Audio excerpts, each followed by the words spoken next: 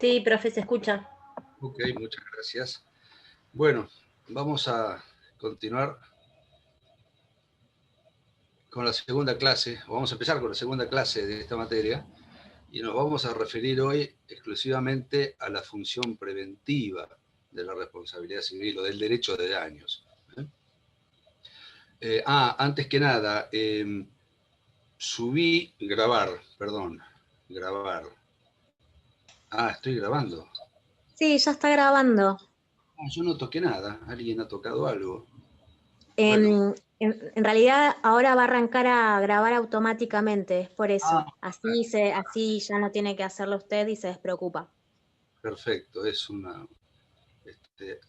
canso un poco menos mi dedo entonces.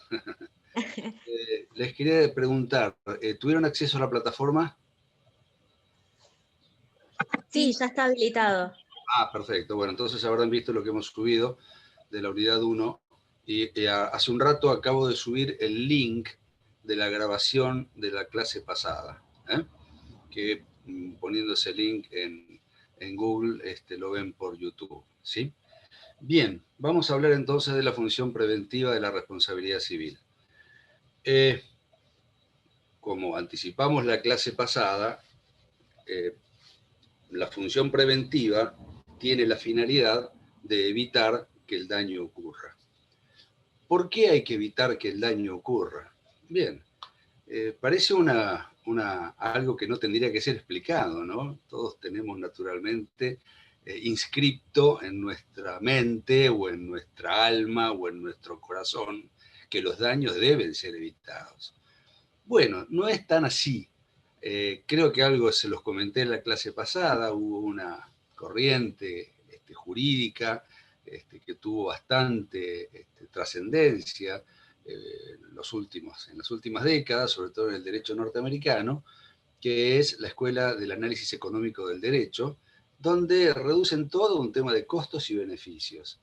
Y ellos sostienen entonces que hay que evitar los daños siempre que el costo de evitarlos sea sustancialmente menor que el costo de causarlos. Pero que si el costo de causarlos es sustancialmente menor al costo de evitarlos, entonces conviene causar el daño e indemnizar a la víctima.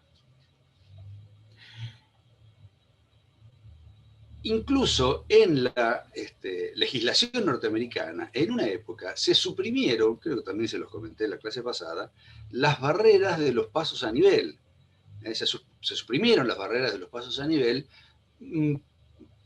para ahorrarse el dinero de los 3 turnos de guardabarreras por día, del mantenimiento de las barreras, etcétera, porque se dieron cuenta que por la cantidad de accidentes que ocurrían en los pasos a nivel, era más barato indemnizar a las víctimas que tenían un accidente, es decir, que los arrollaba el tren cuando pasaban el paso a nivel, que mantener la prevención para evitar que esas pocas víctimas por año sufrieran el accidente.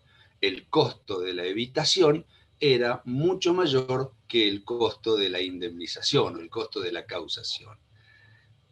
Claro, a esta corriente tan deshumanizada respecto de la persona, se le opone la tesis más humanitaria que sostiene que es preferible que no haya víctimas, es preferible que no haya lesionados, que no haya dañados. Siempre es preferible evitar el daño. Y no se pueden intercambiar o sustituir los valores de escala axiológica, los valores de escala moral, por otros de escala económica.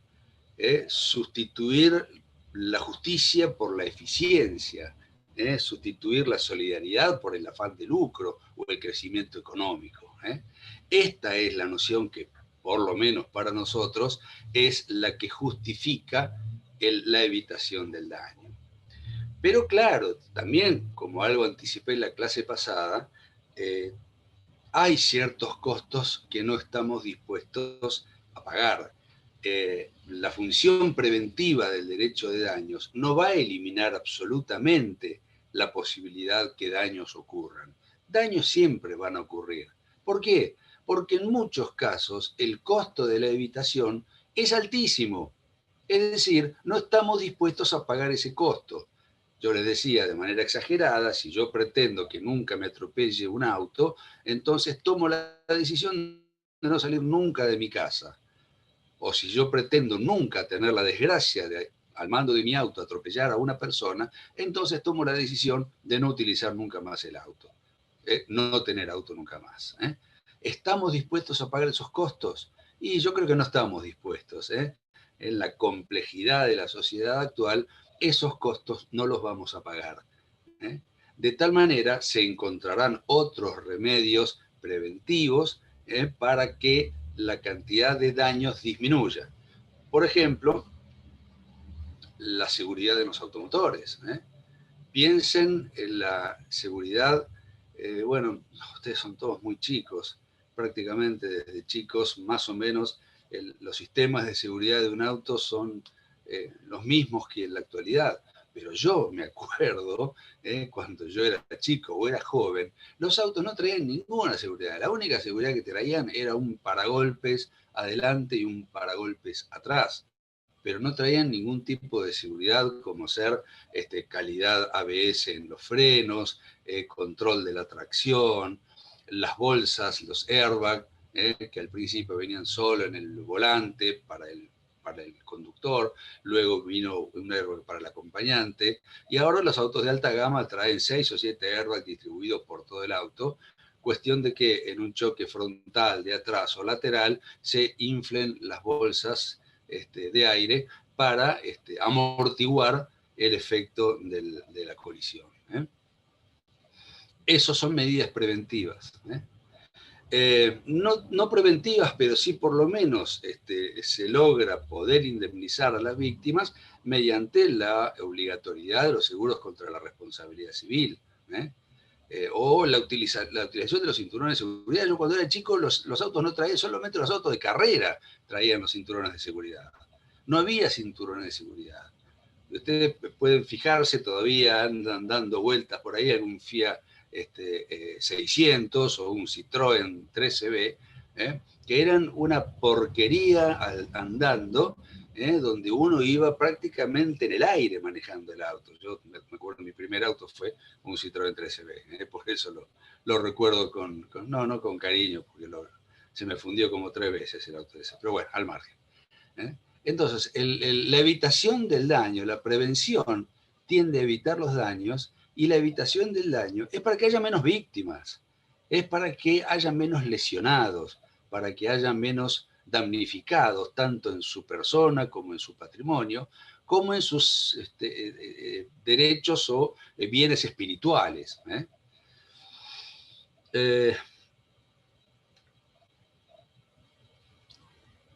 Si bien en el Código Civil y Comercial la función preventiva del derecho de daños, mal llamada en el Código, función preventiva de la responsabilidad civil, es, digamos, una de las innovaciones, de las grandes innovaciones que trajo este código, la prevención del daño no es algo nuevo. Ya en el Código Civil redactado por Vélez Sarsfield y con normas redactadas en 1871 por el autor del Código Civil, Dalmacio Vélez Sarsfield, existía la prevención, había normas que prevenían el daño. Miren, son una gran cantidad, yo no las voy a enumerar ahora para no perder tiempo. De todos modos, esta clase también está subida a la plataforma y ahí la van a poder leer. Pero, por ejemplo, les menciono una, el artículo 2499 del viejo Código Civil, decía: quien tema que de un edificio o de otra cosa derive un daño a sus bienes, puede denunciar ese hecho al juez a fin que se adopten las oportunas medidas cautelares. Es decir, no había que esperar que el edificio de al lado se caiga, lesione a una persona o dañe un auto o estropee una casa para poder iniciar el juicio de daños y perjuicios, sino que se podía advertir o denunciar la amenaza de ruina ante un juez civil comercial para que se adopten las determinadas medidas cautelares, que son las medidas que ahora vamos a ver en un rato cuando hablemos del artículo 1710, 1711 y 12, son las que puede llegar a proveer un juez dentro de una acción preventiva, es decir, apuntalar la pared, talar el árbol que se está por caer, etcétera, etcétera. Hoy el fundamento de la prevención del daño lo tenemos directamente en la Constitución Nacional. El fundamento de la prevención, dije, no bien, el fundamento de la prevención está en la Constitución Nacional reformada en el año 1994. Ustedes que son expertos en derecho constitucional seguramente recordarán el artículo 43 que legisla sobre la acción de amparo. Dice el artículo 43, toda persona puede interponer acción expedita y rápida de amparo, siempre que no exista otro medio judicial más idóneo, contra todo acto u omisión de autoridades públicas o de particulares que en forma actual o inminente lesione, restrinja, altere o amenace con arbitrariedad o ilegalidad manifiesta derechos y garantías reconocidos por la Constitución, un tratado o una ley. Quiere decir que la sola amenaza del daño, la sola inminencia del desconocimiento del derecho hace procedente esta acción de amparo. No es necesario que el derecho ya esté lesionado, sino simplemente con que haya una inminencia de lesión, con que haya una amenaza cierta, obviamente, no meramente conjetural, de lesión a un derecho garantizado por la Constitución, un tratado o una ley, se puede, si no hay otro remedio más eficaz, más idóneo, interponer esta acción de amparo. Quiere decir entonces que ya tenemos un fundamento constitucional para la acción preventiva o para la función preventiva. Incluso en el Pacto de San José de Costa Rica, en la Declaración Americana de Derechos Humanos, el artículo 13, luego de establecer la prohibición de la censura previa en el derecho a la libre expresión de ideas, en el inciso 4 establece: los espectáculos públicos pueden ser sometidos por ley a censura previa con el exclusivo objeto de regular el acceso a ellos para la protección moral de la infancia y la adolescencia. Ustedes piensen que la garantía de la libertad de expresión es la prohibición de la censura previa. Bueno, esto reconoce alguna excepción. Esta es una de ellas. Se puede censurar el acceso a los menores a un determinado espectáculo para garantizar el respeto a la moral, a la protección de la moral de los niños y de los adolescentes. Esto es una acción preventiva. No dejemos entrar a un espectáculo que puede dañar la moral de un menor, no lo dejemos entrar a un espectáculo de ese tipo, sino que censuremos para a estas personas ese espectáculo. La prohibición de ir al cine a determinada edad de las personas existió toda la vida. Bueno, el Pacto de San José de Costa Rica lo coloca como una de las excepciones al principio general de prohibición de la censura previa que garantiza la libertad de expresión. Indudablemente la función preventiva es la más importante de todas. ¿Por qué? Porque precisamente lo que se pretende es ponerse antes de que el hecho ocurra. La función resarcitoria, indemnizatoria, que van a ver ustedes a partir de la clase que viene, el sábado con el doctor Ambos, la función resarcitoria aparece cuando el daño ya ha sido causado, cuando la víctima ya ha sido damnificada, lesionada en sus derechos. En cambio, la función preventiva aparece antes, y precisamente para evitar que ello ocurra. Aquel fundamento, aquella finalidad general de la función resarcitoria que está en nuestro artículo 1740 del Código Civil y Comercial, de la reparación plena, es decir, volver las cosas al estado anterior. La función preventiva lo que pretende es que esto no tenga necesidad de que ocurra, que no haya que tratar de volver las cosas al estado anterior, al hecho dañoso, sino evitar que el hecho dañoso ocurra. ¿Y por qué? También creo que lo dijimos algo en la clase pasada, porque hay muchos daños en los cuales no se puede volver atrás.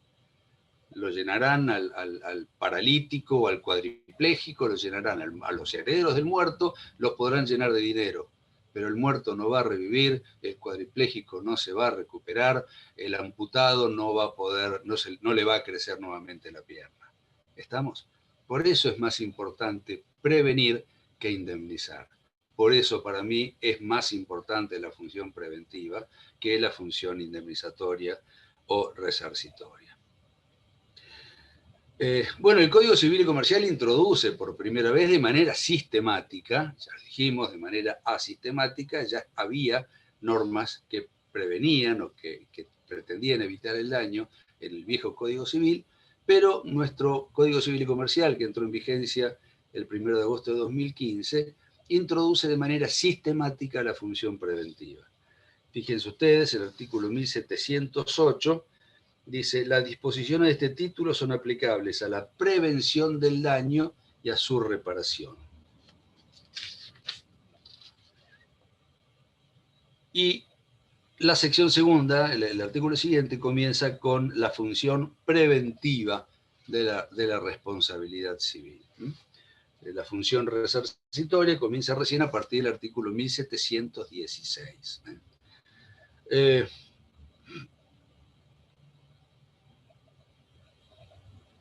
El artículo 1710 es el que incorpora lo que se llama el deber de prevenir el daño causado, que, como por ahí ustedes coincidirán conmigo, no es más que una positivización, una explicación normativa del principio general del derecho que establecía el no dañar a otro.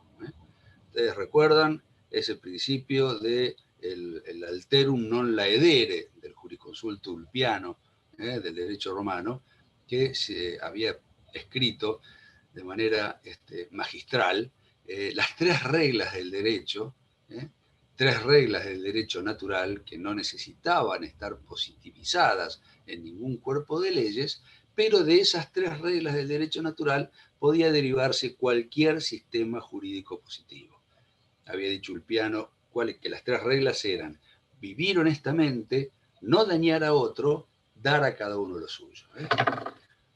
Para que vean cómo domino el idioma: honeste vivere, alterum non laedere, sum quique tribuere. Vivir honestamente, no dañar a otro y dar a cada uno lo suyo. El no dañar a otro, obviamente que estaba en el Código Civil. Todas las normas tendientes al resarcimiento de los daños eran la consecuencia de ese principio general. El no dañar a otro está también en el Código Penal, implícitamente. No hay ninguna norma, ningún artículo del Código Penal que diga está prohibido matar, está prohibido dañar, no hay que dañar. Porque esta no es la función del Código Penal, no es la función de una ley penal. La ley penal lo que hace es describir una conducta, calificarla como delictiva y aplicarle una pena. Por lo tanto, yo puedo salir a matar gente, no está prohibido, es una locura lo que estoy diciendo. Yo puedo salir a matar gente, pero no es gratis. Para algunos, para otros no sé. Puedo salir a matar, puedo salir a estafar, puedo salir a robar.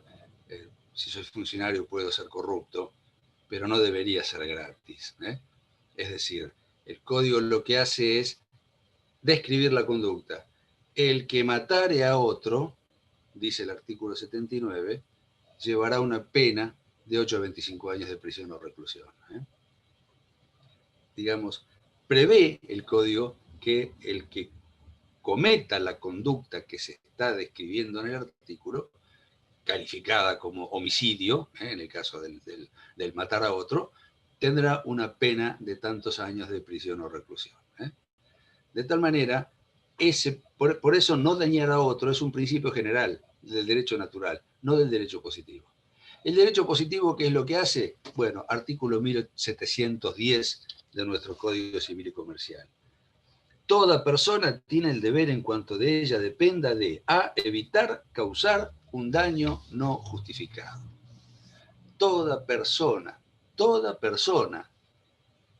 los que sean personas, personas humanas y personas jurídicas, todas, y que se encuentran en el territorio argentino, que es a quienes les es aplicable todas las leyes argentinas, también la ley 26.994, que es el Código Civil y Comercial, toda persona tiene el deber, en cuanto de ella dependa, de evitar causar un daño no justificado.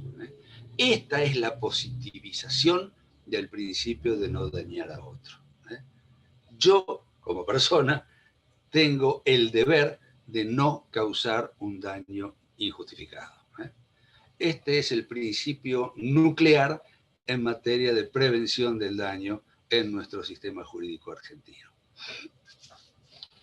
Continúa diciendo el Código Civil, el artículo 1710 del Código Civil Comercial. B. Adoptar de buena fe y conforme a las circunstancias las medidas razonables para evitar que se produzca un daño o disminuir su magnitud. Acá el código se para en el lugar de que el daño pueda haber comenzado a producirse. Por lo tanto, es un deber de todas las personas tomar las medidas necesarias para evitar que el daño ocurra o para que se disminuya su magnitud. Qué sé yo, se me ocurre, ¿vieron cómo sopló el viento estos días pasados? Incluso en Pinamar, que hubo un temporal, un tornado que arrancó árboles, destruyó casas, voladura de techos, hizo polvo varios balnearios, etc. Dentro de los deberes que tiene el poder público, la municipalidad de Pinamar, la gobernación de la provincia de Buenos Aires, el Poder Ejecutivo Nacional, existe la necesidad de contar con acceso a los sistemas meteorológicos para, no para evitar que el tornado ocurra, porque el tornado va a ocurrir, pero sí para alertar a la población para que con el tiempo suficiente pueda tomar las medidas adecuadas para disminuir la magnitud del daño. Yo no estoy en condiciones, salvo que vea que el tornado ya se me viene acercando, no estoy en condiciones de preverlo. Por eso el poder público, con sus servicios meteorológicos, tiene la obligación de estar modernamente actualizado como para poder advertir a la población que viene un tornado y más o menos en cuánto tiempo llegará. Como para que los dueños de los balnearios levanten las carpas para que no les arranque, levanten las lonas de las carpas para que no se las arranque, sacar los autos de abajo de los árboles porque seguro que el árbol se va a caer y me va a estropear el auto, tomar las precauciones. Lo vemos mucho en el sur de los Estados Unidos, en la Florida, en la época de tornados, cómo tapian todas las casas, prohíben que la gente circule, etc. Es decir, se toman medidas no para evitar que ocurra el daño, pero sí para disminuir su magnitud. De esa manera muere mucha menos gente, se destruyen muchas menos propiedades, muchas menos cosas, etcétera, etcétera. ¿Está? Si tales medidas, sigue diciendo este inciso B, si tales medidas evitan o disminuyen la magnitud de un daño del cual un tercero sería responsable, tiene derecho a que éste le reembolse el valor de los gastos en que incurrió conforme las reglas del enriquecimiento sin causa. Esta parte de la norma no está bien resuelta. El supuesto es el siguiente. Si yo logro evitar o disminuir la magnitud de un daño del cual un tercero es responsable, puedo luego cobrarle al responsable los gastos en que yo incurrí, dice, conforme las reglas del enriquecimiento sin causa. Es muy corta la posibilidad de obtener la indemnización por parte del que evitó el daño o por parte del que lo disminuyó. Yo estoy tratando de evitar o de disminuir la magnitud del daño mediante un acto de abnegación, de un acto valorable altamente. Yo veo que una casa se está incendiando, entonces corro, llamo a los bomberos y evito que el daño ocurra. Bueno, acá no tendrían ningún gasto, salvo los 10 segundos de la llamada por celular. Pero supónganse que yo realizo determinada actividad que me causa daños. Imagínense que yo, para evitar que el incendio ocurra, me meto en la casa, abro las canillas, tiro agua y me quemo una mano.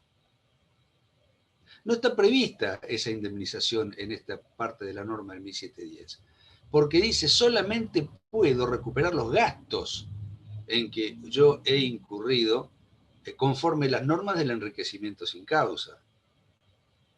Quiere decir que tendré que probar el empobrecimiento de mi patrimonio, el enriquecimiento del patrimonio del beneficiado, y la falta de causa en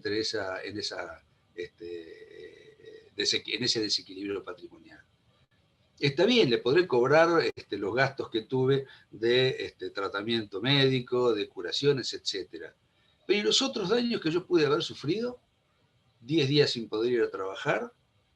Yo soy violinista y esa mano quemada no me permitió ejecutar determinados conciertos que ya tenía pactados, etcétera, etcétera. Ahí parece que el artículo no los prevé, solo podría llegar a recuperar los gastos. Este retaseo del artículo, los autores tratan de corregirlo mediante las normas de la equidad. Pizarro, por ejemplo, dice que en este caso, si bien por las normas del enriquecimiento sin causa, la indemnización a la cual yo puedo acceder es muy pequeña, bueno, por las normas de la equidad, que la equidad viene a auxiliar una injusticia del caso concreto, podría obtener un resarcimiento integral. La verdad que es bastante mal redactada, o la finalidad que tuvo el legislador al hacer esta parte del artículo es bastante incorrecta. Y el inciso C dice dentro de los deberes de toda persona, a no agravar el daño si ya se produjo. Es decir, cuando el daño ya ocurrió, tengo que seguir tomando medidas para evitar que el daño se agrave, que el daño siga produciéndose. Es decir, antes, durante y después de la causación del daño, estoy obligado o tengo el deber jurídico, no obligado porque no es una obligación jurídica, tengo el deber jurídico de tomar medidas que tiendan a evitar, a disminuir la magnitud o a que no se agrave el daño que ya ha ocurrido. ¿Está? A ver qué más. El artículo siguiente nos habla de la acción preventiva. Dice claramente, el artículo sí es correcto, está bien redactado. Dice, la acción preventiva, más o menos, alguna cosa le voy a encontrar. La acción preventiva procede cuando una acción u omisión, acá está, una acción u omisión antijurídica hace previsible la producción de un daño, su continuación o agravamiento. Es decir, cualquier persona tiene la posibilidad de interponer una acción preventiva para evitar, disminuir o no agravar un daño si ya se produjo. El error que yo le encuentro a este artículo, o a esta parte del artículo, es que dice la acción preventiva procede cuando una acción u omisión antijurídica hace previsible la causación de un daño. Es incorrecta la palabra antijurídica en este artículo. Lo van a ver mucho más claro cuando vean antijuridicidad la clase que viene, pero se los anticipo. Fíjense, si ustedes tienen el código a la mano, lean el artículo 1717 que define a la antijuridicidad. Y dice, 1717, cualquier acción u omisión que causa un daño es antijurídica si no está justificada. Por lo tanto, para que una acción pueda ser jurídicamente calificada, acción u omisión, pueda ser jurídicamente calificada como antijurídica, tiene que haber causado un daño. Por lo tanto, no podemos predicar la antijuridicidad de una acción que todavía no causó un daño. Y si estamos en la fase preventiva del derecho de daños, el daño todavía no ha sido causado. De tal manera, está de más en el 1711 la palabra antijurídica. La acción preventiva procede cuando una acción u omisión, no antijurídica, ni legal ni antijurídica, cualquier acción u omisión, hace previsible la producción de un daño, su continuación o agravamiento. Incluso más a favor de mi interpretación, la última parte dice, no es exigible la concurrencia de ningún factor de atribución. Es obvio, bueno, también, ustedes van a estudiar lo que son los factores de atribución un poco más adelante, pero se los anticipo. El factor de atribución es la necesidad o la justificación de que una persona se haga cargo de los daños sufridos por otra. Es decir, los factores de atribución pueden ser subjetivos, culpa y dolo, u objetivos. Una imputación legal, donde la culpabilidad está fuera, es prescindente.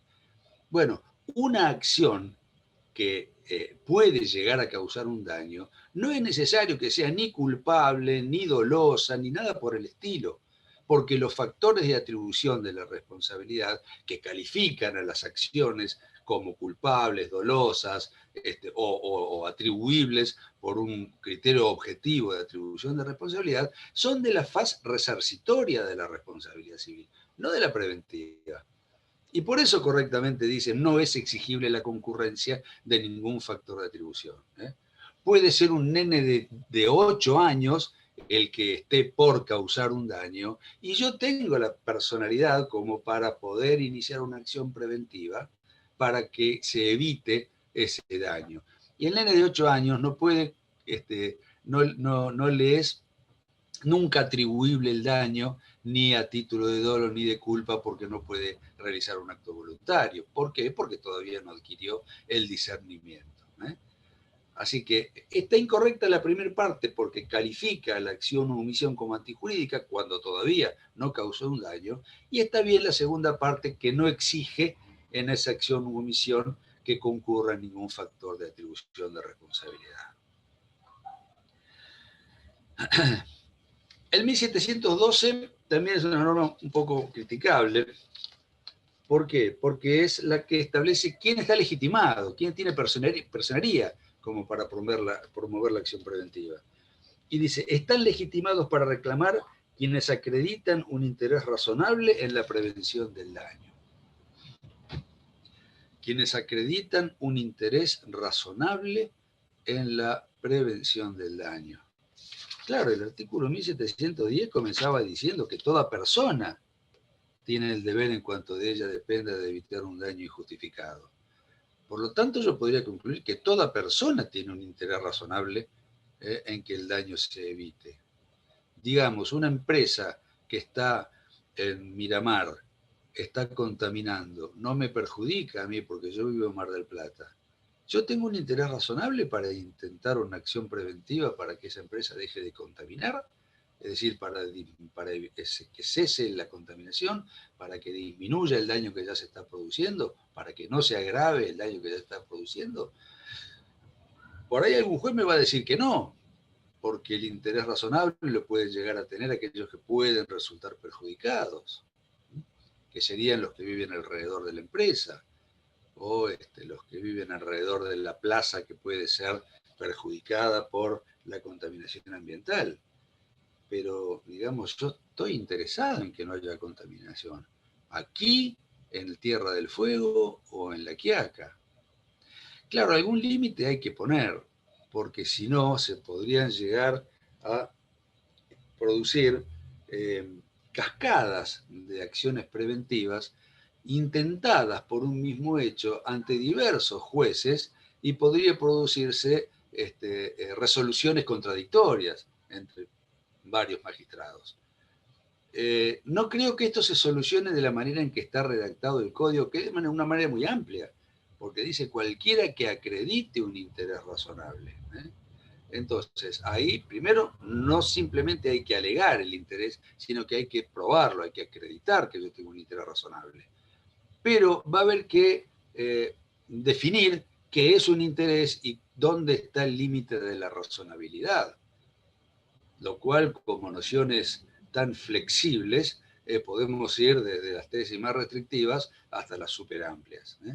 Yo creo que el artículo debió ser un poco más acotado, un poco más conciso, y debió haber dado personalidad o legitimación a determinadas personas que todos nosotros ya sabemos quiénes son.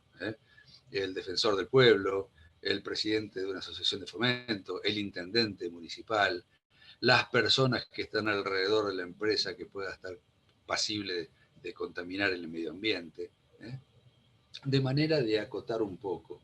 Porque esto podría dar lugar incluso a incidentes procesales respecto de el demandado se presentará y dirá que no está acabadamente probado el interés razonable del actor en pretender la evitación del daño. Y la empresa sigue humeando. ¿Y el juez qué va a hacer? Con un corto criterio procesal, ¿va a rechazar la acción preventiva y dejar que siga contaminando? Sobre todo por lo que dice el artículo siguiente, que el juez puede de oficio incluso tomar medidas que tiendan a la evitación del daño. Y además, los jueces son personas, obvio resulta destacarlo. Por lo tanto, también a ellos les es aplicable el inciso A del artículo 1710. Toda persona tiene el deber, en cuanto de ella dependa, de evitar la causación de un daño injustificado. Por eso entiendo que este artículo debió haber tenido una redacción un poco más concreta y no ser tan difuso como que están legitimados todos aquellos que acrediten un razonable interés en la evitación del daño. Y el 1113 legisla sobre la sentencia. ¿Qué es lo que va a resolver el juez?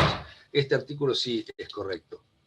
Dice en 1713, la sentencia que admite la acción preventiva debe disponer, a pedido de parte o de oficio, lo que yo le decía recién, en forma definitiva o provisoria, obligaciones de dar, hacer o no hacer, según corresponda, y debe ponderar los criterios de menor restricción posible y de medio más idóneo para asegurar la eficacia en la obtención de la finalidad. Es decir, le da una amplísima gama de posibilidades que puede utilizar el juez para lograr de la manera más eficaz posible que el daño no ocurra o que si ya comenzó a ocurrir se disminuya su magnitud o no se agrave más si ya se ha consumado. Y puede, como dice el artículo, el juez puede, a pedido de parte o de oficio, no está cercado, no está arrinconado por lo que pida el que intenta la acción preventiva, sino que además puede tomar otro tipo de medidas, a pedido de parte o de oficio, medidas provisorias o definitivas. Pues este árbol se está por caer, bueno, tálenlo, sáquenlo el árbol, eso es una medida definitiva. Una medida provisoria puede ser apuntálenlo y luego, cuando las raíces ya creen un poco más de fortaleza en el árbol, se puede terminar con el apuntalamiento. Medidas provisorias o definitivas. Obligaciones de dar, de hacer o de no hacer, lo que corresponda. Se está por caer una pared, bueno, apuntalarla, o tirarla abajo y que la construyan de nuevo. Dar, hacer o no hacer. Y debe priorizar los criterios de menor restricción posible y de medio más idóneo. Es decir, hay una pared de un cerco, de un jardín que está por caerse, bueno, el juez podrá resolver que ese cerco sea destruido, pero no va a ordenar que se destruya toda la casa. La menor restricción posible, meterse lo menos posible en los derechos de los demás y que la medida que adopte tenga la mayor eficacia posible. ¿Estamos de acuerdo? Esto entonces es la manera en que el juez ha legislado sobre la función preventiva de la llamada responsabilidad civil en el Código Civil y Comercial. A ver, ¿qué más?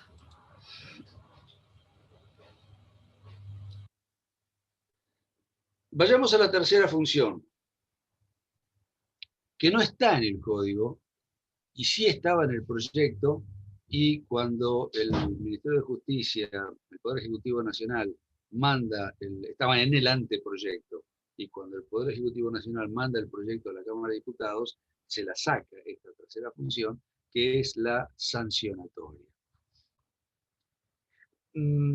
Recuerdan, doy por ya explicado el tema de si la sancionatoria es una tercera función o una subfunción dentro de la función preventiva. La función sancionatoria lo que hace es aplicar multas, de acuerdo con la manera en que se ha causado el daño. Fíjense que en rigor no tiende a evitar que el daño ocurra, porque parte de la base de que el daño ya ocurrió, y entonces al autor del daño se le va a aplicar una multa, una sanción pecuniaria. ¿Eh? ¿Pero para qué? Para lograr evitar que reitere conductas similares que puedan llegar a causar daños evitables. La función de la aplicación de la sanción es una función disuasiva fundamentalmente. ¿Está claro? ¿Esto cómo se consigue? Mediante una institución que nació en el derecho británico, pero luego tuvo su mayor difusión en el derecho norteamericano, que es lo que se denomina los daños punitivos. Acá se la denominó en el anteproyecto del Código Civil y Comercial sanción pecuniaria disuasiva. Estaba prevista en el artículo 1708 y legislada en el artículo 1714, y estos fueron los artículos que modificó el Poder Ejecutivo para mandar el proyecto a la Cámara de Diputados, dejando solamente las funciones preventiva y resarcitoria de la responsabilidad civil. ¿Qué son los daños punitivos? Los daños punitivos son condenas suplementarias con una finalidad disuasiva, que se aplican con una finalidad disuasiva a aquellos que han causado un daño con un evidente desprecio por los derechos de los demás.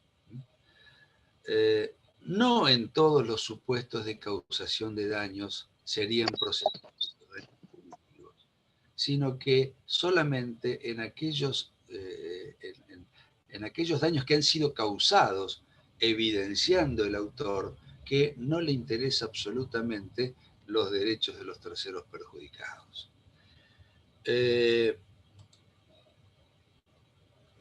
En Estados Unidos, que es donde tuvo la difusión mayor de estos daños punitivos, si bien su antecedente remoto lo podemos llevar hasta el siglo XVII, la difusión total la tuvieron como una especie de respuesta a ese criterio deshumanizado que yo les comentaba al principio de la clase de la Escuela del Análisis Económico del Derecho. Para que lo vean claramente, les cuento este caso de la década del 80, de 1982 creo, el caso Grimshaw contra Ford Motors, resuelto en una corte de California. El hecho fue el siguiente. Una señora manejando su automóvil, un Ford modelo Pinto, que es un modelo que acá en Argentina nunca se comercializó, con su hijita chiquita sentada en el asiento de atrás, tiene un accidente. ¿En qué consistió el accidente? La chocaron desde atrás. Cuando la chocan desde atrás, el auto se incendia. El auto suyo, el Ford Pinto, se incendia, produciendo graves lesiones tanto a la nena, que venía en el asiento de atrás, cuanto a la mamá que venía manejando el vehículo. En el juicio de daños se logró demostrar que los ingenieros de la Ford, que el Ford Pinto tenía un grave defecto de construcción. El tanque de gasolina estaba muy cerca del paragolpes trasero. Por lo tanto, en un impacto desde atrás, el tanque tendía siempre a romperse. y si en Estados Unidos el tanque de gasolina se rompe, el auto se incendia, porque utilizan un combustible con mucho mayor octanaje que el que utilizamos nosotros, ¿no? Lo grave de esto, ahí veo una mano. ¿Usted me quiere hacer alguna pregunta, señorita Majli Luque? ¿Puede ser? ¿No? Ah, saque su manito entonces, porque me confundo. No, no, profe. ¿Qué manito? Entonces yo veo una manito ahí dibujada en su... Ay, no sé, habré tocado sin querer porque tengo las hojas encima, perdón. Lo grave de la cuestión es que los ingenieros de la Ford conocían el defecto de fabricación del auto, el defecto de fabricación que tenía el auto. Es decir, sabían de esto. Y tomaron la decisión las autoridades de la empresa de no corregir ese defecto. ¿Por qué? Porque consideraron que era más barato indemnizar a las 2 o 3 víctimas por año que pudieran producirse que recuperar todos los Ford que andaban dando vueltas por las calles de Estados Unidos, corregirles el defecto y modificar toda la matricería de las fábricas, de las plantas, para que el Ford Pinto saliera sin ese defecto. Fíjense qué visión tan deshumanizada. No importa si se incendian los Ford Pinto. Bueno, los indemnizamos. Cuando nos inicien los juicios, los indemnizamos, ningún problema. Eso siempre nos va a salir más barato que corregir el defecto a todos los que anden por la calle y cambiar los criterios de fabricación. ¿Qué hizo el jurado en este juicio? Recuerden ustedes que en Estados Unidos todos los juicios los resuelve un jurado de personas legas. El juez es el juez técnico, el juez abogado, es simplemente un director del proceso, pero la resolución del caso la hace un jurado de 12 personas que precisamente no deben ser abogados. El jurado tomó la decisión de condenar a la Ford al pago de los daños sufridos por la señora Grimshaw y su hija, que ascendieron a $1.500.000, y les aplicó a la Ford una multa de $150 millones. Fíjense si esta multa, si esta sanción, si la aplicación de estos daños punitivos no fue disuasiva. ¿Qué hizo la Ford? Sacó el Ford Pinto del mercado. Recuperó todos los Ford Pinto que andaban dando vueltas por la calle. No se fabricó más el Ford Pinto. Se empezaron a cuidar como de hacerse pis en la cama.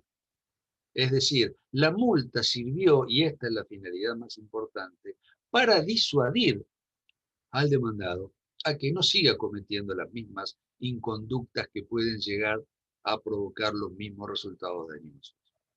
Y lo que es más importante aún es que esta finalidad disuasiva es también ejemplificadora, porque no solo la Ford se empezó a cuidar de largar autos con defectos de fabricación, sino también la General Motors, la Chrysler, la Honda, la BMW, etcétera, etcétera. Es decir, provoca un efecto expansivo en otros posibles dañadores para que también tomen las medidas adecuadas para evitar que los daños ocurran, aunque sea más caro que indemnizar los daños que ya ocurrieron. De esta manera se desactivó esa visión deshumanizada de la Escuela del Análisis Económico del Derecho, que dice, recuerdan, hay que evitar el daño si la evitación es más barata que la indemnización, pero hay que causarlo si la indemnización es más barata que la evitación. ¿Está? En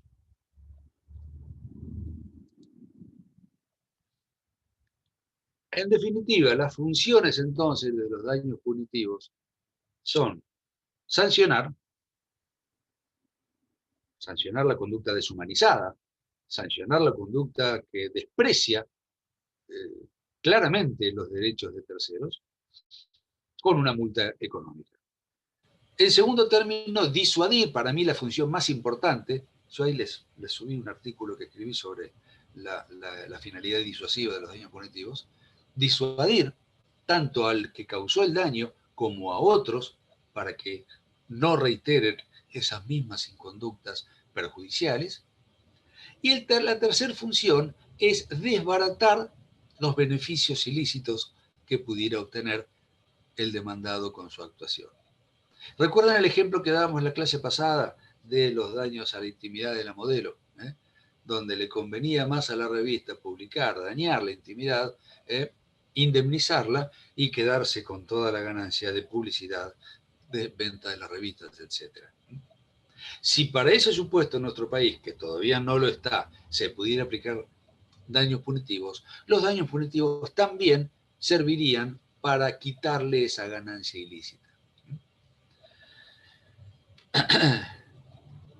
En cuanto a los antecedentes nacionales, ¿qué pasó con los daños punitivos en nuestro país? La primera vez que se empieza a hablar de daños punitivos en nuestro país es en el año 1987. Los primeros que hablaron, los primeros autores que empezaron a hablar de los beneficios que podría traer la incorporación de daños punitivos a nuestro derecho positivo fueron Kraut, Pizarro y Kemelmacher de Carlucci, en el año 87, 88 y 89. Luego todos empezamos a escribir sobre daños punitivos. Y en el año 2008 se sanciona la ley 26.361, que modifica la ley 24.240, que es la ley de defensa del consumidor, mediante la incorporación del artículo 52 bis,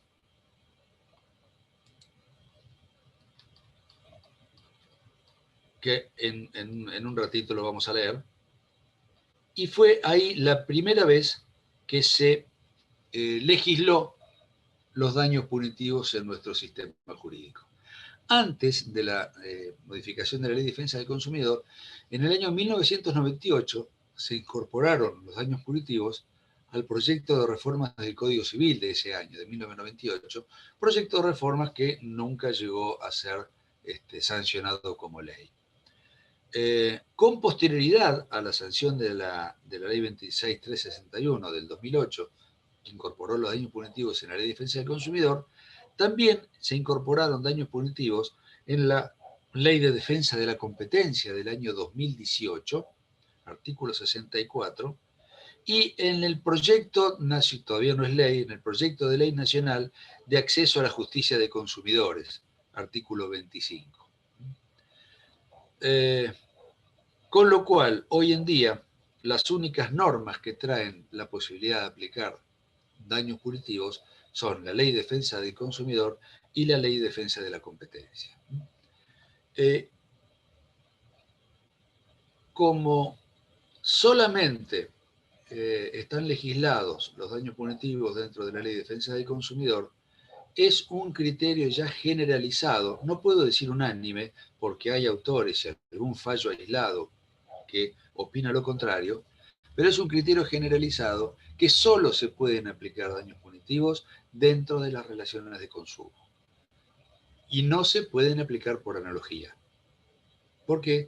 Porque la Ley de Defensa del Consumidor solo rige las situaciones que se puedan producir, en nuestro caso, de daños, dentro de una relación de consumo.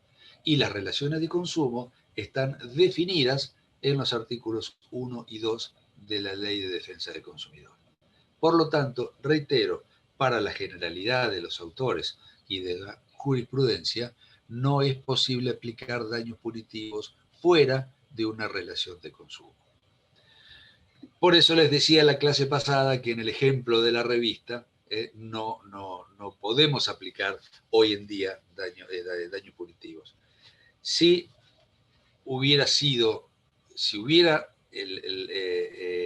fructiferado el anteproyecto de Código Civil y Comercial, sí, porque en el artículo 1714 se preveía la aplicación de lo que se denominó en ese anteproyecto la sanción pecuniaria y disuasiva, que era el nombre argentino que se le había dado a los punitive damages del derecho norteamericano, daños punitivos.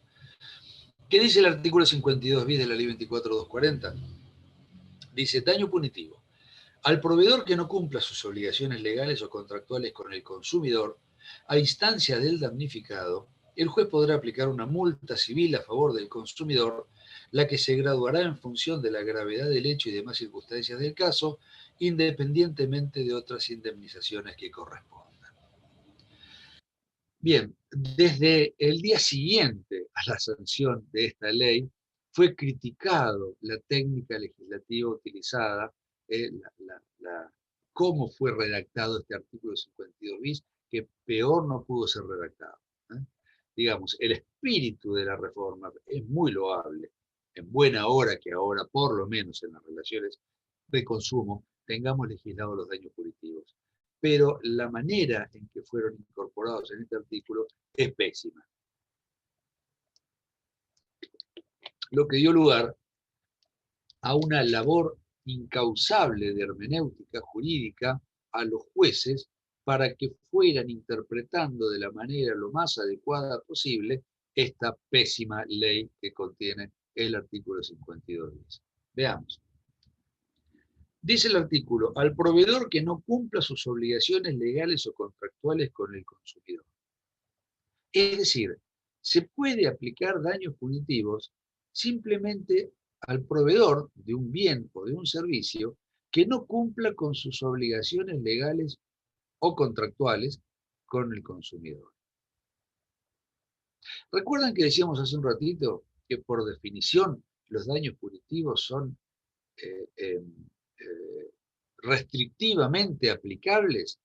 Depende de la manera que se ha causado el daño, no a cualquier daño, sino cuando los daños han sido causados evidenciando un desprecio por los derechos de los demás, y fundamentalmente cuando lo que se está afectando es el derecho a la salud del tercero perjudicado. Bueno, la ley parece que hace aplicación de daños punitivos ante cualquier incumplimiento del proveedor a la ley o al contrato. Podríamos, por exageración, pensar que le podríamos aplicar daños punitivos a un comerciante que vende una prenda con una falla en su confección. Un pantalón que viene con un agujerito o con una mancha. Ha incumplido con las obligaciones que estaban en el contrato, que el contrato de compraventa de ese pantalón. Yo voy a comprar un pantalón 0 kilómetros nuevo, por lo tanto exijo que el proveedor me lo venda sin ninguna deficiencia. Bueno, tiene una manchita en el bolsillo trasero derecho. Yo tengo derecho a ir y que me cambien el pantalón. Si no me lo quieren cambiar, a demandarlo para que me pague lo que yo pagué por el pantalón. Pero de ahí a poder sancionarlo con la aplicación de una multa, esto es una exageración. Bueno, la ley objetivamente lo prevé, porque dice al que no cumpla sus obligaciones legales o contractuales con el consumidor, se le puede aplicar daños punitivos. Segundo término, acá ha tomado posición el código, y muchos autores no están de acuerdo, dice a instancia del damnificado, es decir, a pedido de parte, con lo cual podemos concluir, sin temor a equivocarnos, en que el juez de oficio no puede aplicar daños punitivos, porque el artículo dice a instancia del damnificado. Hay muchos autores que sostienen que a pesar de lo que dice la norma, el juez podría de oficio aplicar daños punitivos. Yo creo que no, porque la norma es clara, cambiemos la norma, reformulemos el 52 bis mediante una ley que modifique el artículo, saquemos a instancia del damnificado, entonces sí lo podrá hacer el juez de oficio. Pero mientras la norma esté vigente, respetémosla. Si dice que los daños punitivos se condenará a pagar daños punitivos solo a instancia del damnificado, entonces tiene que ser con el pedido de la parte. Tercero, fíjense cómo dice, a instancia del damnificado. Es decir, para la generalidad de la doctrina y la mayoría de los fallos, se exige que haya un daño causado. Damnificado es el que ha sufrido un daño, ¿sí? Bueno, hay autores que sostienen que, aunque no haya habido daño, igual proceden los daños punitivos, si la conducta que asumió el proveedor evidencia este incumplimiento de la ley o del contrato, aunque el consumidor no haya sufrido ningún daño. Nuevamente, yo creo que es claro, dice a instancia del damnificado. Si no hubo daño, no hay damnificado. Y si no hay damnificado, no hay nadie que pueda pedir la aplicación de daños punitivos. Bueno, los autores, por ejemplo, un autor, quizás uno de los más importantes autores respecto del derecho del consumidor, profesor de esta facultad, lo van a tener ustedes como profesor también, creo que está en Derecho de Sociedades o en Defensa del Consumidor, el doctor Álvarez Larrondo, sostiene que aunque no haya habido daño, el juez puede aplicar daños punitivos. Y dice fundamentalmente en aquellos supuestos donde o no hubo daño o el daño es microscópico, habla de los microdaños. Donde por ser tan pequeños los daños sufridos por el consumidor, no tiene ningún sentido promover una demanda. Se me ocurre, en una época el Banco Provincia aplicaba un gasto administrativo de $1 en la liquidación, en el saldo de la caja de ahorro que cada uno tenía por la utilización de los cajeros automáticos. Bueno, nadie va a iniciar un juicio para que no le cobren ese peso por mes, o un centavo, pues ya pasó hace tiempo, para que no se lo cobren. Pero yo estoy sufriendo $1 por mes. Y fíjense la fabulosa ganancia que tenía el Banco Provincia multiplicando ese peso por mes por la cantidad de millones de titulares de cajas de ahorro con tarjetas de débito que hay en todo el país. Era una ganancia obscena la que obtenía el Banco Provincia. Pero ningún titular de cuenta, de manera individual, le convenía iniciar un juicio. Bueno, por otro lado, por eso se crearon las acciones de clase, las demandas colectivas, donde se presenta las demandas por violación a los derechos individuales homogéneos, que una persona se arroga la representación de un colectivo determinado y demanda para que a todos los perjudicados por ese peso les repongan, les devuelvan lo que les han cobrado de más. Bueno, con la aplicación de daños punitivos no sería necesario iniciar una acción de clase y yo podría iniciar una demanda por el peso por mes que me cobraron durante, no sé, tantos años, y además pedir la aplicación de daños punitivos por haber incumplido con el contrato de servicios bancarios, qué sé yo. ¿Está? Dice damnificado, algún daño hay que demostrar, hay que alegar y demostrar, aunque más no sea un daño moral, aunque no haya habido un daño patrimonial, pero sí demostrar que yo he sufrido un daño a mis intereses espirituales y por lo tanto podré reclamar también los daños punitivos. Dice, bueno, el juez podrá aplicar una multa civil a favor del consumidor. Esto también fue un tema muy debatido. ¿Cuál es el destino de la multa? La ley también ha tomado partido acá y dice que es a favor del consumidor. Es decir, todo lo que se obtiene en concepto de condena a daños punitivos se lo lleva el actor del juicio, se lo lleva el damnificado, se lo lleva el consumidor.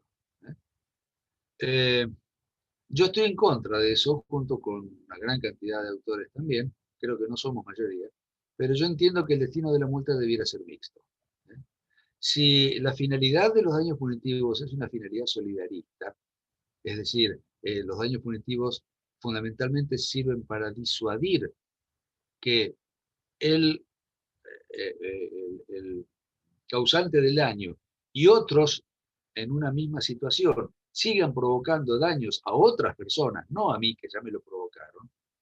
Si yo lo que pretendo es que mediante la aplicación de daños punitivos hacerle un beneficio a la sociedad, no tengo por qué ser el único beneficiado con la condena por daños punitivos. De tal manera, yo entiendo que el destino debe ser, una parte sí, una parte importante sí tiene que ser para el que los reclama, para el que pide la condena por daños punitivos, hasta por una cuestión concreta, una cuestión muy práctica.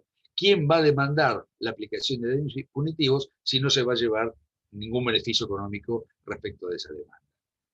De tal manera, una porción debe ser al consumidor que demanda, pero otra porción importante tiene que tener un fin solidarista, un fin social, que lo decidirá el juez con el asesoramiento, con el dictamen del Ministerio Público, que es parte necesaria en los juicios de defensa del consumidor, que decidirán a qué organismo de bien público irá a parar el resto de la condena de daños punitivos. Pero, digamos, los mayores detractores de la aplicación de daños punitivos tienen letra en esta parte del artículo. Dicen, se produce un enriquecimiento sin causa. Porque en un juicio de daños lo que hay que indemnizar es el daño, y nada más que el daño. Pero si acá le van a indemnizar el daño, además lo van a enriquecer con una suma de dinero en concepto de multa, acá hay un enriquecimiento sin causa.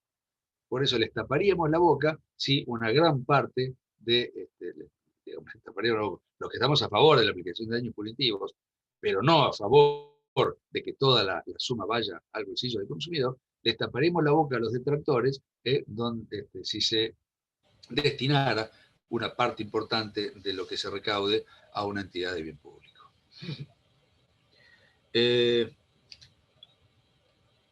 El juez podrá aplicar una multa civil a favor del consumidor, la que se graduará en función de la gravedad del hecho y demás circunstancias del caso.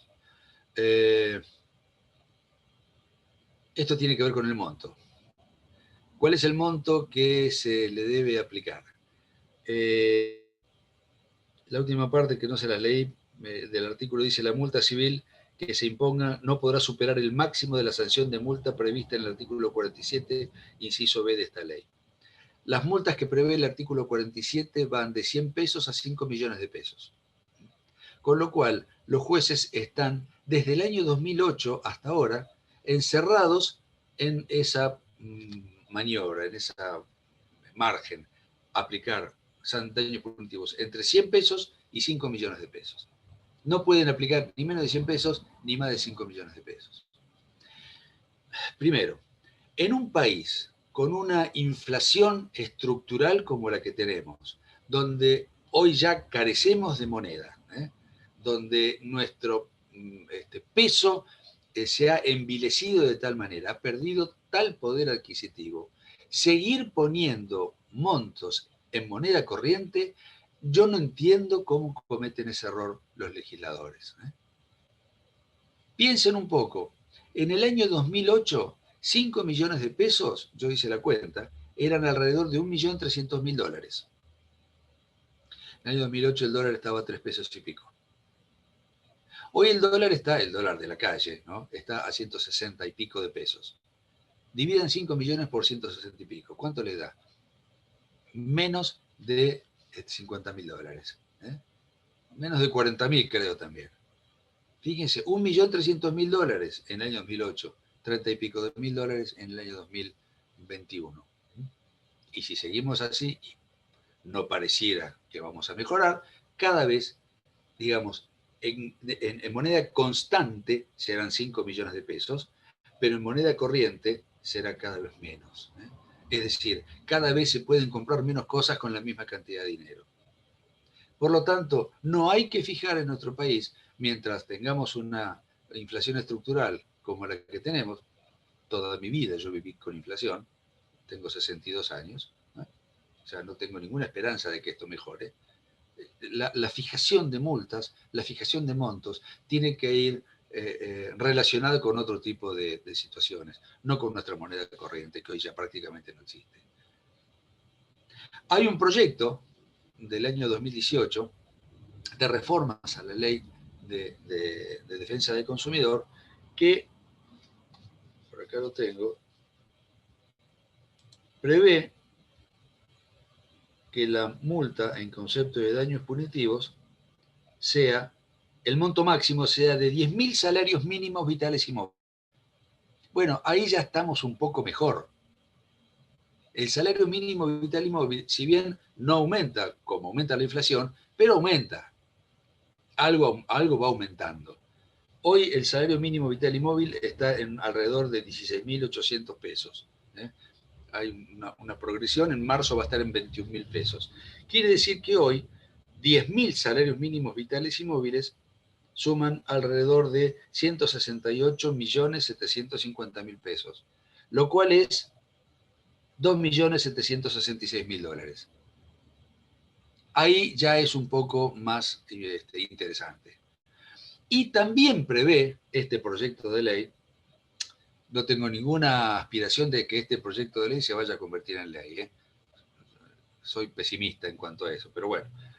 Prevé este proyecto de ley que si hay una ganancia ilícita, los beneficios ilícitos obtenidos como consecuencia de dañar, recuerdan el caso de la violación a la intimidad, y si esa ganancia ilícita es mayor, perdón, si hay una ganancia ilícita, también el monto máximo podría ser 10 veces la ganancia ilícita. De tal manera, si esa ganancia ilícita fuese mayor, se aplicará este monto, multiplicado por 10. Si fuese menor a 10.000 salarios mínimos vitales y móviles, se aplicará esta escala. ¿Está? Pero ya con un criterio de mayor razonabilidad. Es una escala que de manera constante se va apreciando, y no como en el sistema actual, que estamos encerrados dentro de los 5 millones de pesos, cada vez nos vamos depreciando más.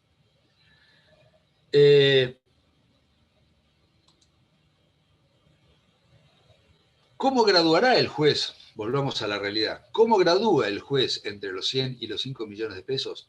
Bueno, también las pautas que da la ley son bastante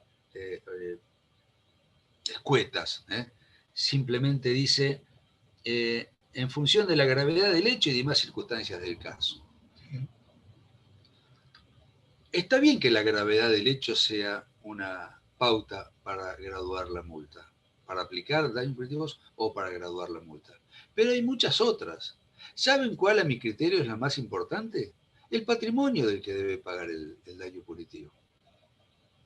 Piensen ustedes hoy que 5 millones de pesos para una empresa, ¿saben quiénes son los clientes de pago de daños punitivos? Es decir, la mayor cantidad de demandados por daños punitivos son las empresas de medicina prepaga, las automotrices, las telefónicas, Claro, Movistar, etc.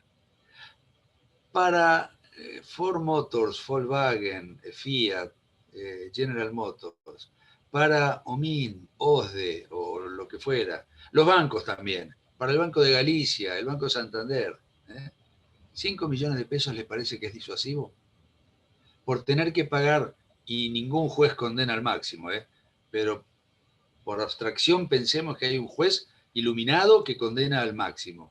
¿Les parece que pagar 5 millones de pesos al lado de la ganancia obscena que tienen por todas las estafas que nos meten y que nadie inicia juicio, es disuasivo? ¿Que se van a cuidar en el futuro de no cometer, de no cobrarnos gastos excesivos en las cuentas, de no demorarnos lo que quieran para entregarnos el auto que hemos adquirido hace 3, 4, 5 meses, que ya lo hemos pagado y todavía no nos lo entregan? Se van a empezar a cuidar y van a ser más diligentes en ese tipo de actividades por tener que pagar 5 millones, que ningún juez los va a condenar a pagar eso. Entonces, esos montos no provocan la finalidad más importante, a mi juicio, más importante, que es la disuasiva, la disuasión para que no cometan en el futuro inconductas semejantes. Ahí le subí también otro artículo mío, el último que escribí, que se llama "Si los daños punitivos solo sirven para sancionar, no sirven para nada". Yo sostengo que los daños punitivos deben servir para disuadir. Si no sirven para disuadir, no sirven para nada. Y hoy en día, considero yo, no sirven para nada. Hasta que los jueces no empiecen a condenar los máximos posibles y hasta que los legisladores no se den cuenta que tienen que colocar montos que no se deprecien a medida que pasa el tiempo, la disuasión está muy lejos de poder obtenerse. Por lo tanto, seguiremos engordando las indemnizaciones, seguiremos engordando un poco los honorarios de los abogados que planteamos los casos, pero la finalidad solidaria de la aplicación de daños punitivos no se está cumpliendo, porque los proveedores no se sienten disuadidos de seguir cometiendo esas mismas atrocidades. ¿Estamos o menos claros? A ver, ¿qué más? Sí, ¿alguna pregunta si tienen? Hoy están recallados, ¿Están o no están los que no se mueven? Yo veo acá, ¿cuántos? Veo 51 personas, cada vez hay menos. Perfecto, profesor. Empezamos con 59, ya quedaron 51, ya están podridos, ¿no? Estamos muy atentos, profe, eso es lo que pasa. Profe, yo tengo una pregunta. ¿Vieron que había alguien? Pero no veo quién me pregunta, yo quiero ver a quién me pregunta. Camila Gross, no sé si figura mi nombre. Camila Gross, allá arriba, al lado mío la tengo, mire usted. Acá, ahí está. No lo quise parar en el momento para que siguiera la clase, pero cuando usted habló del artículo 1711, si no me equivoco, dijo que estaba mal redactado por el tema de la antijuridicidad. Dijo que la antijuridicidad era cuando ya se cometía el acto, pero a su vez el artículo 1711 no solamente dice que es solamente para prevenir la comisión del acto, sino la continuación o el agravamiento del acto. En este caso, ¿no estaría bien aplicada la palabra antijuridicidad en el artículo? ¿Usted sabe que usted tiene razón? Ya tiene un 4, ¿eh? Listo, no se presenta el examen. ¿Ya firma por el 4? Usted tiene razón. Mi crítica, no lo había advertido, ¿eh? Muchas gracias. Mi crítica estaría restringida a la parte que dice la producción del daño. Pero la continuación o el agravamiento, ya el daño se produjo, como usted bien lo ha advertido. ¿eh? Correcto. Bien. No soy tan... esta Entonces, con el artículo 1711. La acción no será antijurídica si mediante la acción preventiva se pretende evitar el daño, pero sí será antijurídica si ya lo causó y lo que se pretende es disminuirlo o evitar el agravamiento. Gracias, Camila, muchas gracias. No, gracias a usted. A ver, veo dos, no sé qué en el chat. Me queda muy bien, bueno, muy lindo también, díganme. Además. Que borro esto así los puedo ver. Bien, ¿qué más?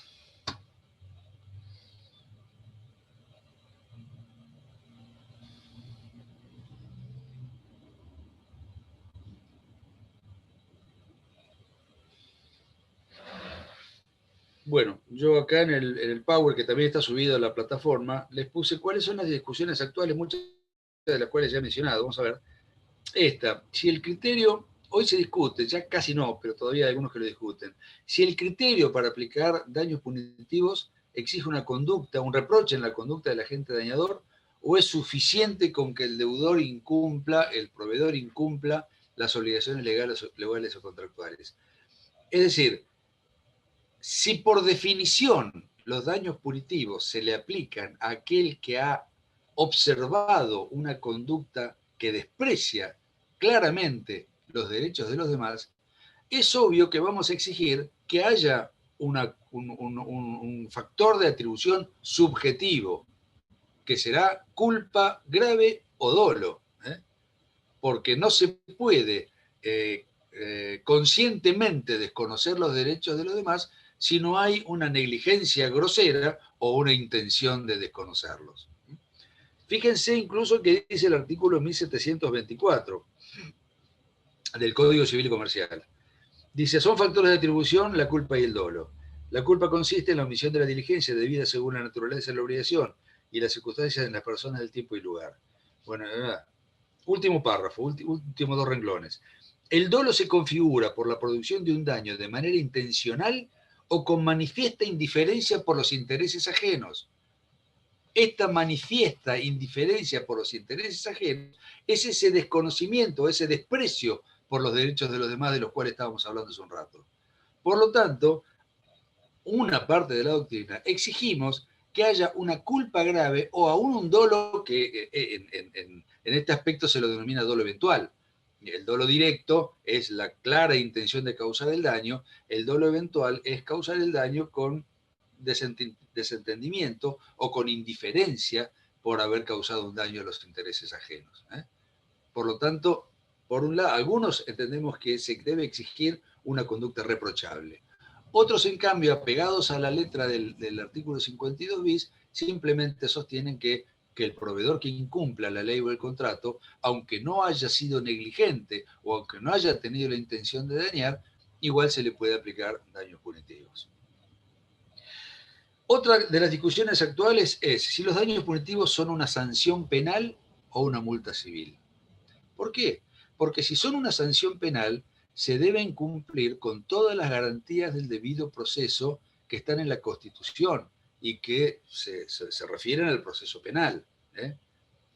el non bis in idem, la incoercibilidad de la confesión, es decir, nadie está obligado a declarar contra sí mismo, nadie puede ser juzgado 2 veces por el mismo delito. De tal manera, si tenemos que respetar esas garantías del proceso penal, por un mismo hecho que perjudica a varias personas, el primero que obtenga la condena a daños punitivos va a ser el único que la obtenga, porque los demás no van a poder exigirla del proveedor porque ya la pagó. Nadie puede ser juzgado 2 veces por el mismo acto ilícito. No serviría la confesión ficta en el proceso civil. Es decir, incluso no se le podría exigir que confiese en la prueba, ustedes cuando vean derecho procesal lo van a ver, la prueba de absolución de posiciones, donde el demandado tiene que contestar a las posiciones que le plantea el actor, a las preguntas que le plantea el actor.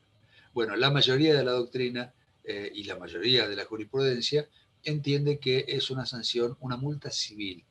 Y ya la Corte ha dicho que las garantías del debido proceso del artículo 18 y siguientes de la Constitución Nacional son exigibles solo para los procesos penales y no para los procesos civiles.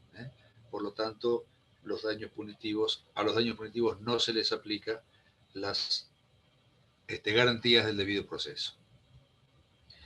Bueno, si la finalidad principal es el castigo o la disuasión, ya lo hemos visto. Si es necesario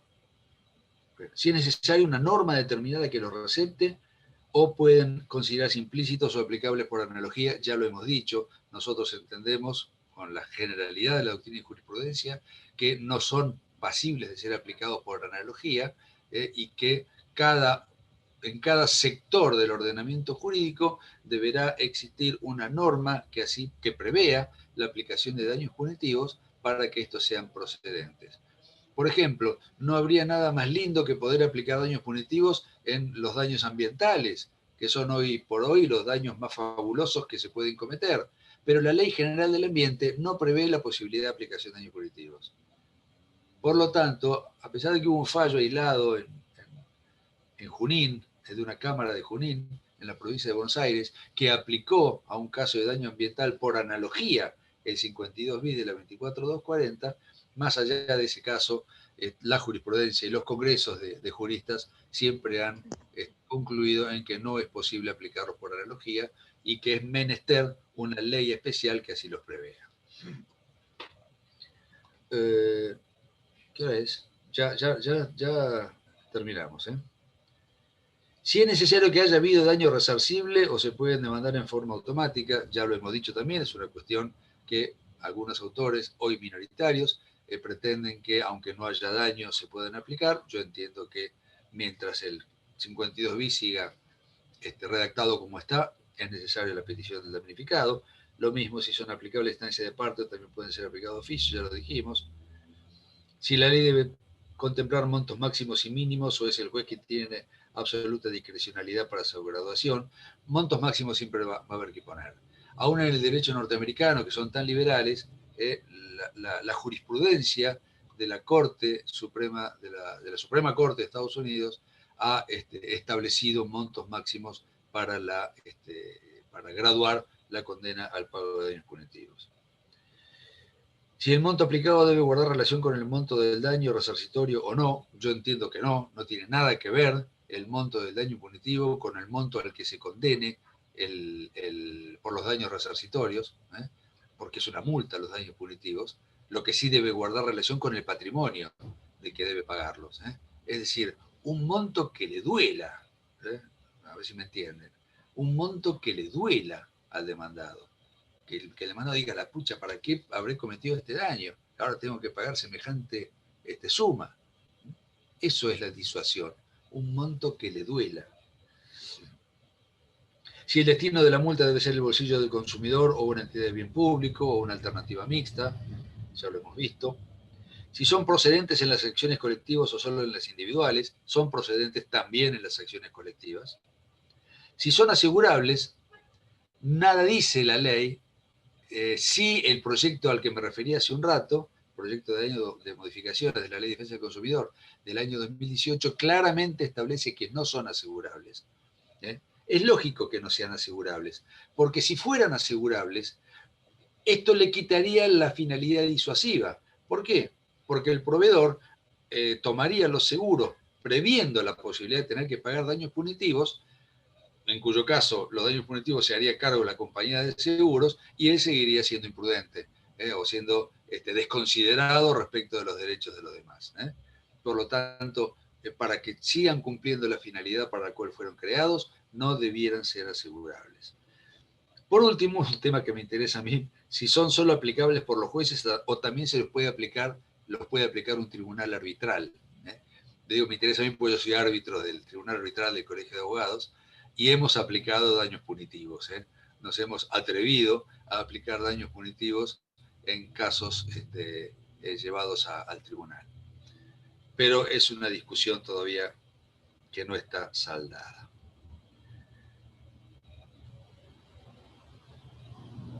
Yo no tengo más nada que decirles respecto del tema. No sé si ustedes quieren hacerme alguna pregunta o alguna acotación o alguna participación. Los escucho.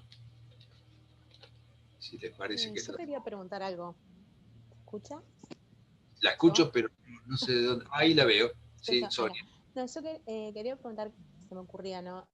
Con respecto al tema de los incendios de campos y qué pasa siempre que tienen mucho daño ambiental. Ahí nunca nadie, digamos, se hace cargo de los productores que incendian los campos, que supuestamente es intencional. Y el Estado, cuando tiene que realizar determinados gastos para poder cubrir lo que es apagar los incendios y todo lo demás, si se descubre la persona que, digamos, causó eso, no tiene que, digamos, resarcir de alguna manera al Estado por todo el gasto que también que le provocó el Estado. Sí, por supuesto.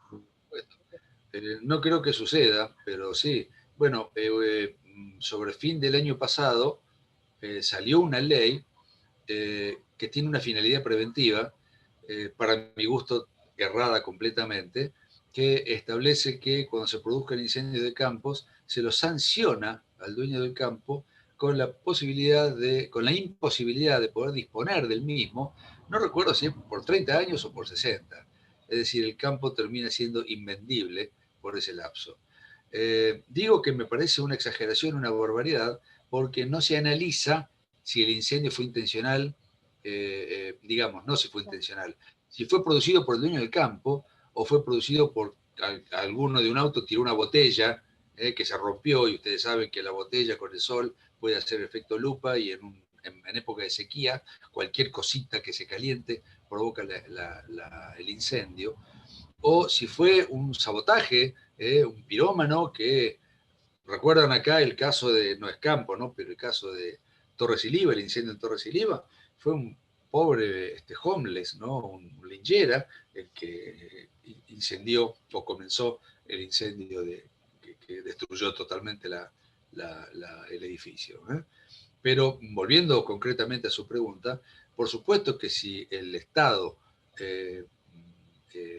soluciona el tema mediante los bomberos, por ejemplo, apagó la Autoridad de Defensa Civil, apagando el incendio, tiene derecho a que los gastos en que haya incurrido sean retribuidos por parte del dueño del campo, porque aunque no haya sido el que causó el incendio, pero sí es el beneficiario de la acción del tercero, que es el Estado. Por lo tanto, el Estado podría recuperar los gastos en que incurrió, beneficiando, si es que hubo un beneficio, ¿no? Acá los bomberos apagaron el incendio de Torres y Liva, pero quedó totalmente destruido. De tal manera que acá no hubo ningún beneficio. Sí hubo beneficio para los linderos, que no se propagara a otros inmuebles vecinos el incendio. Pero si hubiera un beneficio para el dueño del campo, no habría ningún inconveniente en que el Estado pudiera repetir, o contra el autor, si es ubicable, o contra el beneficiario de este acto positivo, que es un tercero como es el Estado. Sí, sí. Bien, muchas gracias. No, al contrario.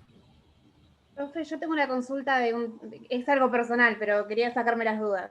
Le tengo que cobrar, si es No, tenemos... No, yo le tengo, si es una consulta se la cobro, Dígame. No.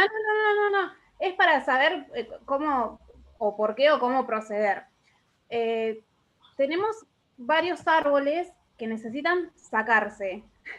Y hemos pedido permiso a la municipalidad y nos lo niegan, pero a la vez nos cobran la multa por el tema de los árboles. Y eso no es contradictorio porque... Típica situación para iniciar una acción preventiva. Hay que sacarlos porque hay peligro de que se caigan. Sí, de hecho, hay uno que tuvimos que llamar a un especialista porque es un pino muy grande que tiene más de 100 años, que está en una propiedad, y no nos lo dejan sacar. Y el pino lo agarró y la cola de un tornado, y está que ya una de las casas la tenemos que hacer la mitad porque se cayó parte del pino. Y corremos riesgo de que caiga a otras casas linderas. Típica Y no nos situación dan para, el permiso. típica situación para iniciar una acción preventiva. Claro, y Ahora no le pongo una tarjeta y se la muestro para que me llame. No, y después nos pasó que lo mismo en casas acá en la ciudad, que hemos mandado para pedir permisos y no nos lo dan. Y los árboles están casi caídos. La municipalidad jamás le va a dar un permiso para talar un árbol. Claro, pero en ese...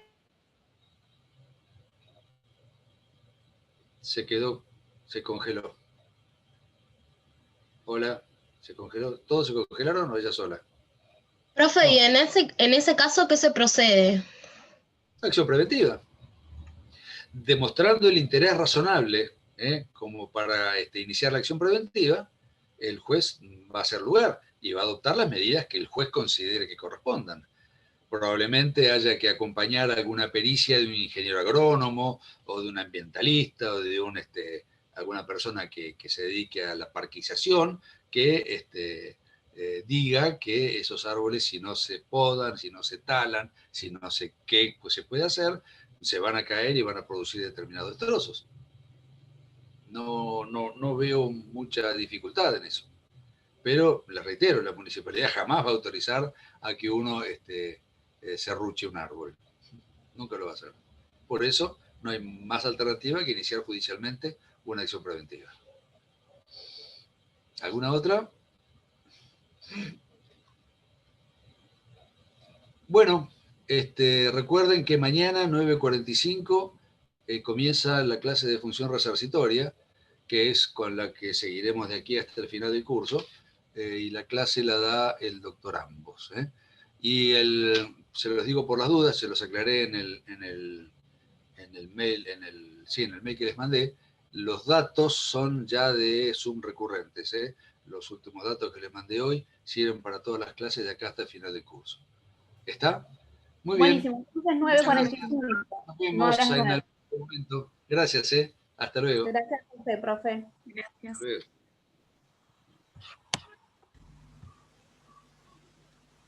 Termino.